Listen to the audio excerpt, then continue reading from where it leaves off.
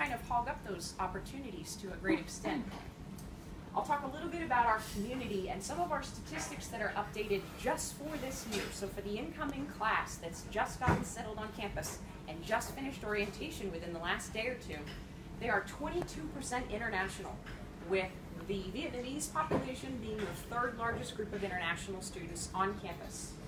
25% of them, of the domestic population, would identify as students of color. So Pacific Islanders, students who are Native American, students who are Black or Hispanic. So in addition to having a very diverse citizenship on campus, we also have a number of students who also represent different ethnicities, even if they're U.S. citizens. 54% of our incoming class is receiving financial aid, and private institutions may have that very large price tag that at first is going to knock you back a little bit. But what we also have is very generous financial aid policies and the endowment to give students what can offset the cost of a more expensive college to be the same or potentially even lower as an institution that has that lower sticker price initially. And so I encourage you to consider what financial aid might offset for you before you rule out a college simply based on what the tuition is on their financial aid website. If you look at these photos of campus, I apologize if they're a little small, you can see that campus is intended to be a place that is quiet, that is peaceful. We don't have parking garages, we don't have huge tall buildings, because we want it to be a place of history and serenity, so that students have a right study environment and have a very cohesive community within the house system. So 100% of our students are living in F&M housing, and the system is very common in the UK and parts of Europe. It's best known from Harry Potter, and it's not as common in the States, but our students will belong to one of 5 houses for all 4 years and for life. And so you have a community within a community that immediately forms a bit of a team, a bit of an allegiance. They have intramural competitions in things like floor hockey and basketball. They compete in other ways outside of athletics, like around our Earth Day celebration, when they try and reduce the amount of energy each house uses. Naturally, they get very competitive, and so each house wants to reduce the energy they're using for that 6-week period by the greatest amount. And so they naturally foster this spirit of teamwork. And also, if you're interested in running for a position of leadership, you're not running against the entire campus or the entire first-year student class. You're just running within your house. And therefore, there's more opportunity for someone who may not have necessarily pursued a leadership position in the past to feel like they can find that niche, to feel like they can know their peers and be known by their peers if they'd like to take that role for the first time.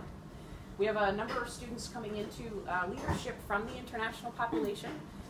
This past year, 2 of our 4 class presidents were international students, and that's something that we want to continue to foster and encourage. We offer a number of resources for international students other than just financial aid, because with such the number that we have, being 22%, as you can imagine, these students need rides to and from the airport. They need to be able to go to a shopping center the first few days that they're at campus to get the things that they need. They may need housing throughout the entire summer.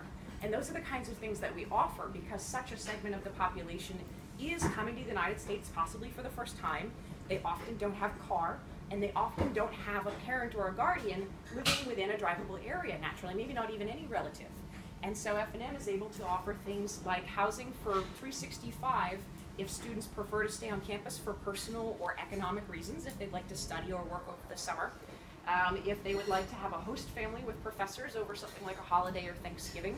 If they need to be transported to the airport, if they need health insurance, these are the kinds of things that are very taken care of when we are already anticipating how many students are going to be coming to us with those particular needs. Now, something that especially mom and dad might ask if you're looking into the liberal arts colleges and they're saying, well, what is going to be your career? The outcomes from this very, very personalized, smaller classroom style of education are very measurable. So these are 2 of our most recent statistics available since the class of 2017-2018 just graduated in the spring. 98% of our graduating class was either employed or in higher ed, pursuing a master's degree or PhD program within 6 months after their graduation. And Forbes magazine considers us to be the 8th most promising school for your income coming out of the liberal arts after you do land in your career once you've moved into your specialty.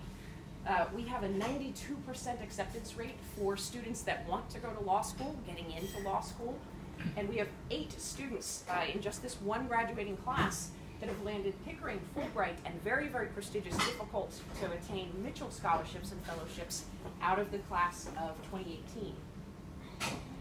These are some of our specific admission items, but I'm also going to give you 3 of my best tips in general for applying to selective colleges.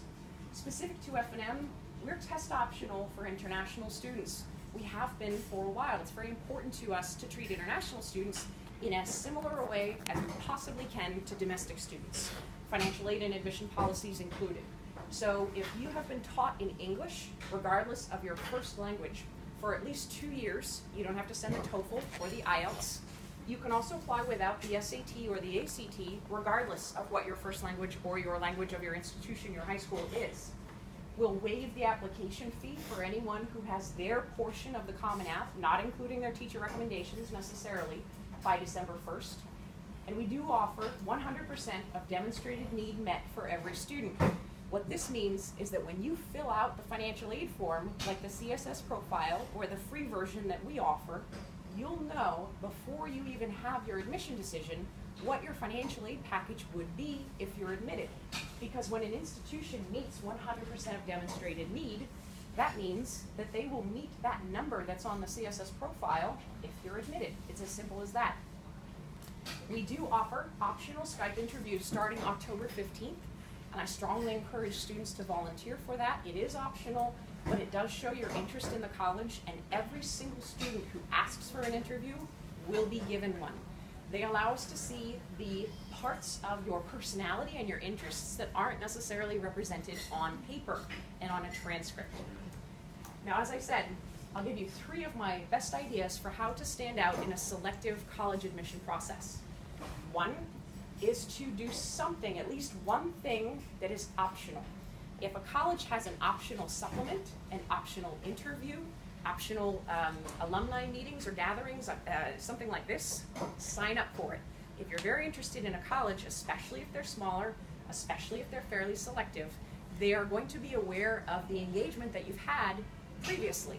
The Common Application has been a wonderful thing in many ways, but also allows students to apply to a ton of colleges without necessarily getting to know them very, very well.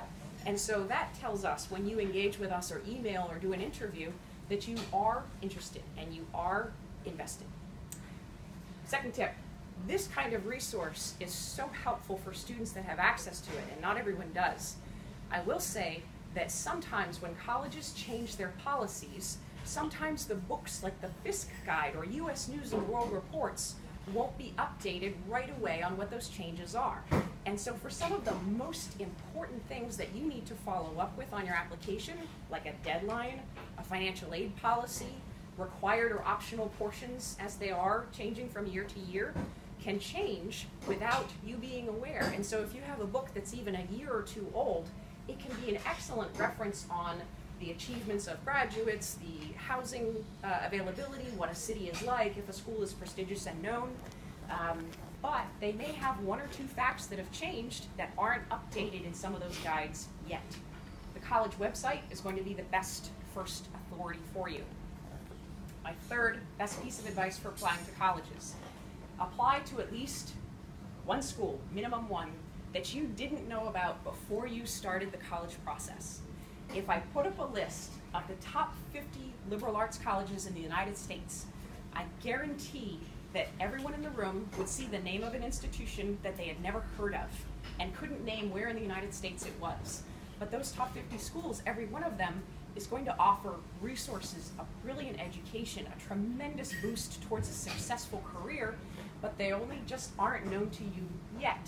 And so only applying to the schools that you've heard of before or know someone who went to is going to narrow down those limitations on your search kind of artificially, because there are very, very, very quality colleges that, because they're a little smaller, maybe they only have 5,000 students, are not known internationally for no other reason than just that they're a little smaller, not because they're not tremendous quality.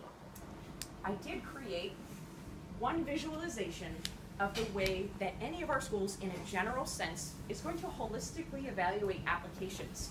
Selective liberal arts schools, again in a general way, are going to first and foremost be looking for your academic ability. That's really at the heart of your academic preparedness, at your of your application's competitiveness for the college. And these are small, so I'll read them for you. Your conscientiousness and growth mindset.